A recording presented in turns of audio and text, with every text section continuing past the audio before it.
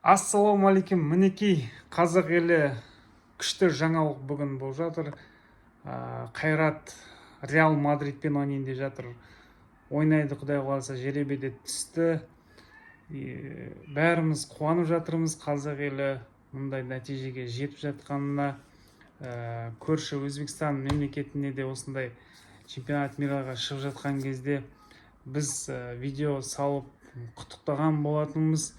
Енді СНГ құттықтай беріңіздер. Кәнекей Қазақстанды да осындай дәрежеге жетіп жатыр.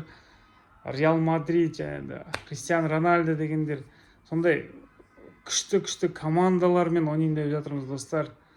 Бұл бізге өте қуаныштымыз. Әрбір қазақ елі қазір қуанып жатыр.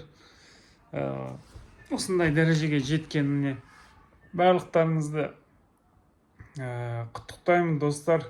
Осындай қазақ елін бәрі дұға етіп, әйтеуір осы Қайрат пен Селтикпен ойнаған кезде бәріміз қолдаған болатынбыз.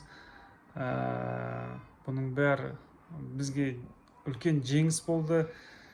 Енді келесі құдай қаласа Реал Мадридті ұтсын, Алла қаласа.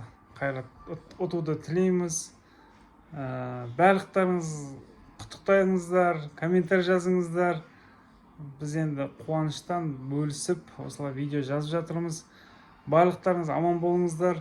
Өзбекстан көрші мемлекеті де осындай дәрежеге жетті. Біз де құттықтадық. Чемпионат мира шықты. Көршілерді всегда біз қолдаймыз. Көрші ақысы деген бар.